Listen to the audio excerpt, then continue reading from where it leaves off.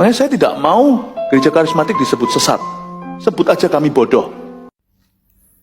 Hai semuanya, ya kembali. Sorry, saya harus stitch itu video. Dan itu video mengenai seorang pendeta di Indonesia, Bapak Philip Mantova, yang mengatakan bahwa dia tidak mau disebut sebagai sesat, atau lebih tepatnya gereja karismatik disebut sesat. Kalau melihat lanjutan videonya, maka dia berbicara tentang karena mereka berbahasa roh, lalu ada orang bilang mereka sesat, lalu dia bilang jangan panggil kami sesat, mungkin kami bodoh, seperti itu. Nah, saya tidak tahu kenapa dia katakan ini. Mungkin dia juga merasa bahwa ada yang salah, mungkin ada yang salah dengan ajarannya mengenai bahasa roh, tapi dia sendiri mengatakan dia tidak akan pernah berhenti untuk berbahasa roh, seperti itu. Nah, kenapa banyak orang mengatakan itu sesat? Ya memang kalau kita mau jujur, ya memang sesat. Ajaran seperti itu adalah sesat. Sebab dia bilang bahasa roh kami adalah bahasa yang tidak bisa dimengerti oleh orang lain. Jadi jangan bilang sesat. Sama seperti kalau orang Jepang bisa berbahasa Jepang, lalu kita tidak bilang mereka sesat. Ya, orang Jepang bisa berbahasa Jepang, itu adalah bahasa yang dimengerti oleh orang Jepang. Masalahnya bahasa roh yang mereka sampaikan, yang ada di dalam gereja karismatik, adalah betul-betul bahasa yang tidak ada orang mengerti. Oke, lalu mereka mengklaim mungkin bahwa itu adalah bahasa malaikat. Apa itu bahasa malaikat?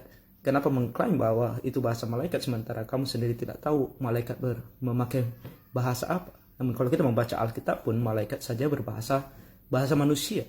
Mereka berbicara kepada Abraham, mereka berbicara kepada Maria, mereka berbicara kepada Zakaria, dan orang-orang yang bertemu dengan malaikat mengerti apa kata malaikat. Berarti malaikat pun menggunakan bahasa manusia yang dimengerti oleh manusia, sementara mereka menggunakan bahasa yang tidak dimengerti. Dan kita mengacu dalam Kisah Para Rasul pasal 2, Pentakosta yang pertama, kalau dikatakan bahwa itu adalah bahasa roh yang sama, maka bahasa roh adalah bahasa yang dimengerti. Di sana tujuannya adalah untuk penginjilan, untuk mengajarkan kabar baik kepada orang-orang yang tidak mengerti atau yang berasal dari bangsa lain yang hanya mengerti bahasa mereka. Lalu para rasul diberikan dan murid-murid diberikan karunia untuk bisa menginjili orang-orang dengan bahasa mereka sendiri. Itu adalah bahasa roh.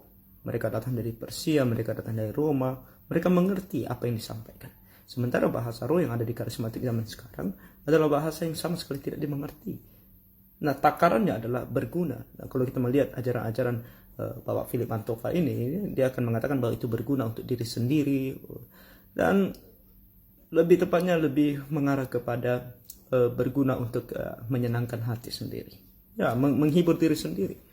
Karena dengan kamu berbahasa roh, kamu merasa kamu sudah berkomunikasi dengan Tuhan, dan kamu merasa bahwa Tuhan akan mendengarkan doamu segala macam.